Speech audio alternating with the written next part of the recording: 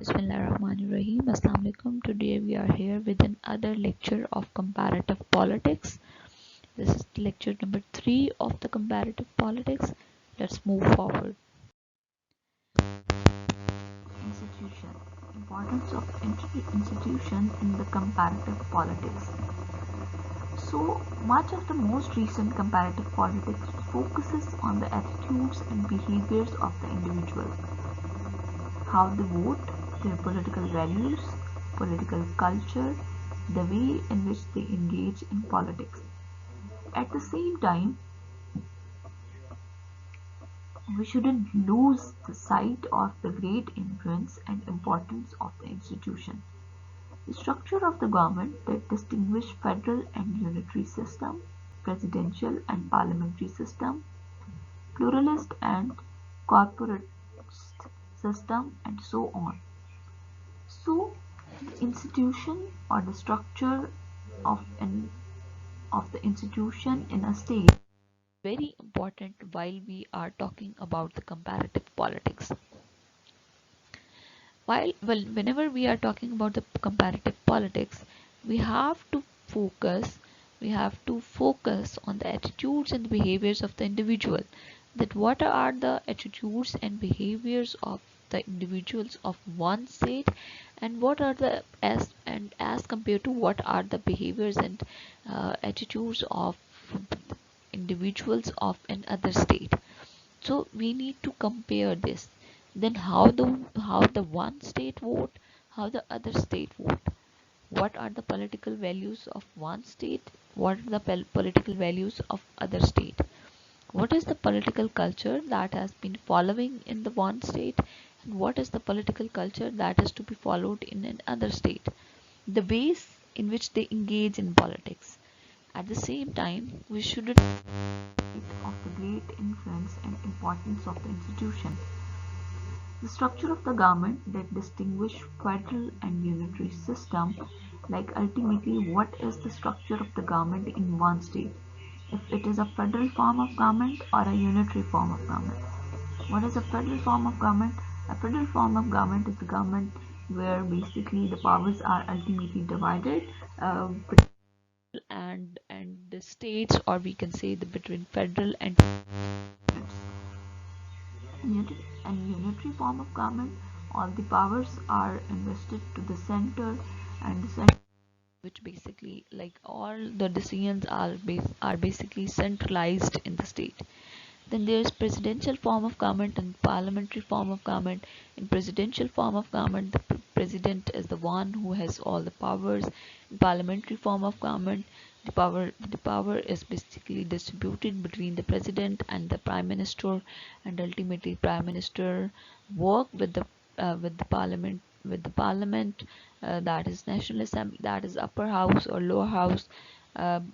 Specifically, if we take the example of Pakistan, then there's the system of government could be a pluralistic government or a cooperative system, and there are many more things. So there is the importance of the institutions. Whenever we are talking about the comparative politics, firstly we basically compare all of these ingredients, all of these components, that how they are working, and if they are working on somehow same phenomena, then we can compare the political system of both the state. But if they are not even working for a single variable, like if the single variable, even the single variable is not common, then yes, it is quite difficult to compare the political structure of both the state. How history matters in comparative politics. History throws a long shadow. Major event centuries ago and the outcomes they produce can affect us strongly even now. Sometimes it seems a political decision or turning point can create what is known as path dependency.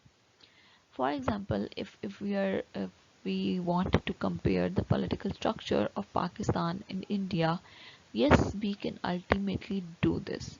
But what we have to do, if we see that their democratic structure is more strong than the democratic structure of Pakistan, Then what we have to see, we have to throw light on the major events, that what are the reasons they are democratically more strong than us, what are the reasons they are economically more strong than us.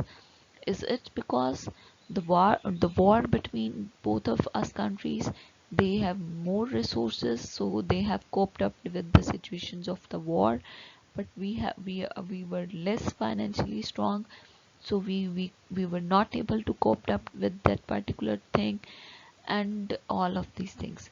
By this we mean that decisions taken in the past can narrow the options that are available to us today. So basically, because of the decisions taken in past, ultimately they, we it basically affect the relation like present relations, and decision taken today may limit options in the future ultimately. For example, institutions tends to develop a life of their own and to preserve themselves because of the institutional interior. Like Pakistan have taken some kind of steps, they have decided to basically to develop this CPAC project, China Pakistan Economic Corridor between China and Pakistan. So ultimately, that is a kind of decision which has developed, which has opened the limits or options in the future ultimately. So this is how we basically the basically comparative politics works. This means that an institution that has developed strong roots in the government in the past may well influence the current events. As we move through our chapters, we will see that how historical events sometimes a long time ago have implications for political patterns and practices today. So we are going to study in detail about this whole matter in detail in next lectures, inshallah. The social and economic basis of the politics. One school of thought in political science explains that political patterns in the term of social and economic patterns are prerequisites. It points out that different social groups think and behave in different ways, and draw the conclusion that social conditions have a strong influence on the politics. Like whatever the social and economic condition of a country is, it ultimately basically influence on developing the social conditions and to influence on the politics. For example, if we see the situation of Pakistan in past, like after the 9/11, we have seen that there was the main influence of USA on the political structure of Pakistan, because uh, they were basically uh, giving us they were basically supporting us in economic terms, and ultimately they were influencing our political structure as well. So as we have seen that if now one of the states support you socially or economically, they will ultimately affect the political structure of the state. If the previous political structure is a different one, and yes, the future political structure can be a different one because of that particular influence. Then what is a state? A state is only one of many different ways of organizing the government. Like there are different ways of organizing a state, so it is basically one of the many different ways by which a state is organized. What does organizing mean? It means the effective utilizing of utilization effective utilization of state resources. So all states are basically independent political entities, and each of them is recognized by other as a state. Like uh, a state is basically an independent political entity, and a state can be only a state if all other states should recognize it as a state. As we can see that Pakistan doesn't recognize Israel as a state because of its political entities, and because of its past, and because of its future existence. The term state is quite close to other but different terms such as country, nation, uh, political system, nation state, and empire. uh, it is basically a different thing, but ultimately it is closed to the terms which are used, like country or a nation or a political system or a nation state or an empire. Every state is a community of some kind, and every community is established with a view to some goods. But if all communities aim at some good, the state or political community, which is the highest of all and which embrace all the rest, aims and in greater degree than any other at the highest good. Like every state is basically established for some good purpose, or for the benefits of the community ultimately. And if there is a state which basically aim at some good and it provides the best political community, it is basically the highest of all.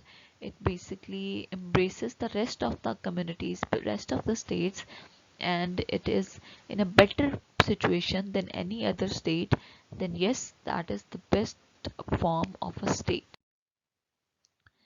So state is basically the organization that issues and enforce binding rules for the principle within a territory. We can say, like a state provide a constitution or set of rules to its state, to its people ultimately, that this is how a state will run, and this is how the rules uh, or basically we can say the issues will be resolved in a state. It is basically sort of an organization. What is basically an organization?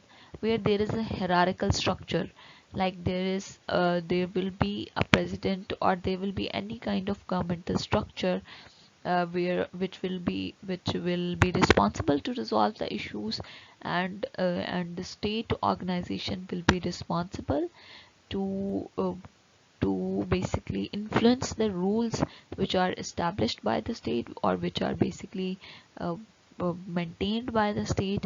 And these rules will be enforced within the territory or within the jurisdiction of that particular state. Thank you so much. This is it for today. Hope to see you in the next lectures. And